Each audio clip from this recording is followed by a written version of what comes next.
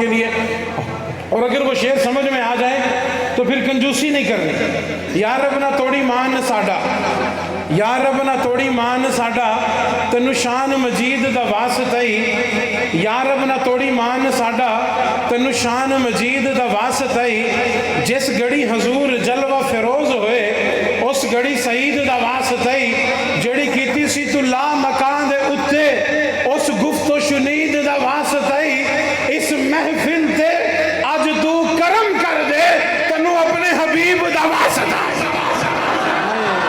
جتنی محبت کے ساتھ، بڑا محبت سے ذرا سبحان اللہ۔ تو اس وجہ سے سوئے نہیں رہنا بھائی، کوشش کرنی ہے، ہمیں بتانا ہے کہ ہم زندوں میں پڑھ رہے ہیں، ہم زندوں میں پڑھ رہے ہیں۔ اور الحمدللہ میں نے ایک نعت کی فرمائش کی اور ہمیں بتا رہے تھے کہ بھائی کئی معاملات ایسے ہیں جو جانے انجانے میں ہم سے ہو جاتے ہیں۔ بہرحال دعا گو ہیں رب العالمین ہم سب کے صغیر اور کبیرہ گناہوں کو درگزر فرمائے۔ سب سے بڑی خوش نصیبی یہ ہے کہ حضرت اقدس ولی کامل پیر طریقت رہبر شریعت حضرت اقدس مجاہد ختم نبوت مولانا مفتی محمد حسن صاحب تشریف لا چکے ہیں، اور الحمدللہ تھوڑی ہی دیر میں وہ بھی اس محفل کی زینت بنیں گے، اور انشاءاللہ ہم ان کی زیارت بھی فرمائیں گے۔ بہرحال آپ سے گزارش یہی ہے کہ آپ پوری دل جمی کے ساتھ یہاں تشریف رکھیں۔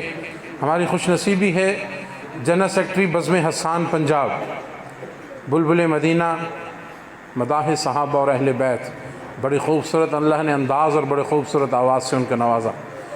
چھوٹے ہوتے ہم ان کا نام سنتے تھے، میری مراد حضرت اقدس مولانا محمد طاہر بلال چشتی صاحب، وہ بھی اس وقت ہمارے درمیان تشریف رکھتے ہیں اور اسٹیج پر وہ جلوہ فروز ہیں۔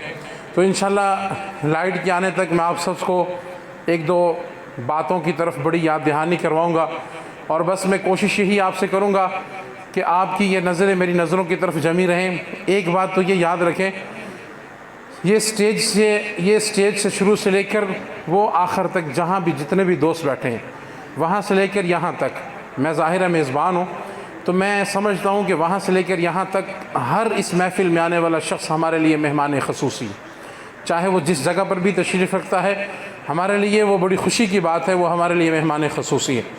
اس وجہ سے یہ محفلوں میں جو بھی دوست آتے ہیں، عبدالحنان صدیقی صاحب والی بات ہے، وہ دل کی جو مرادیں لے کے آتا ہے اللہ پوری فرماتا ہے۔ اس وجہ سے دل جمی کے ساتھ تشریف رکھیں۔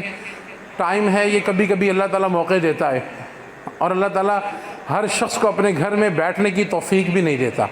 جس پر اللہ کی رحمت خاص ہوتی ہے نا، وہی اللہ کے گھر میں بیٹھتا ہے۔ تو میں کچھ شعر پڑھ رہا ہوں، محبت کے ساتھ سنیے گا۔ میں امید کرتا ہوں جتنے بھی دوست ہیں وہ میری نظروں میں نظریں رکھیں، انشاءاللہ شعر مزہ بھی آئے گا اور شعر دل پہ دستخط بھی دے گا۔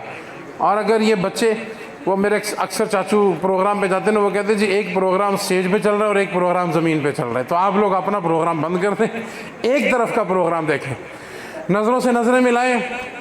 ہم یہاں کس لیے بیٹھے ہیں؟ ایک شاعر نے بڑی خوبصورت بات کہی کہ آؤ میرے دوستو سرکار کی باتیں کریں۔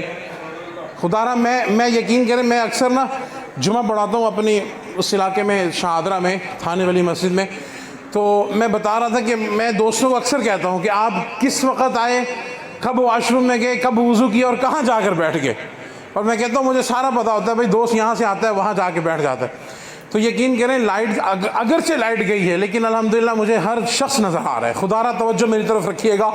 آؤ میرے دوستو سرکار کی باتیں کریں۔ توحیدی صاحب، اسلام الدین عثمانی صاحب، آؤ میرے دوستو سرکار کی باتیں کریں، آمینہ کے لال کے دیدار کی باتیں کریں۔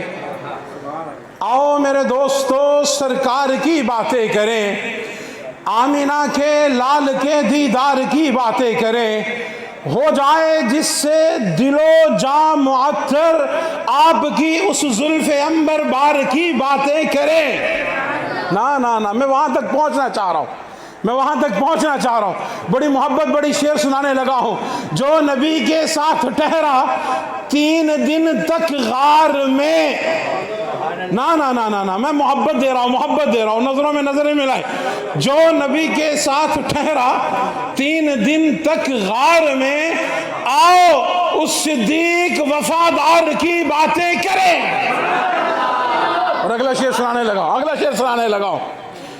اگلا شعر سنانے لگا ہوں، آخری شعر سنانے لگا ہوں۔ جو چلے زمین پر، جو چلے زمین پر، آہٹ پہنچے آسمان پر۔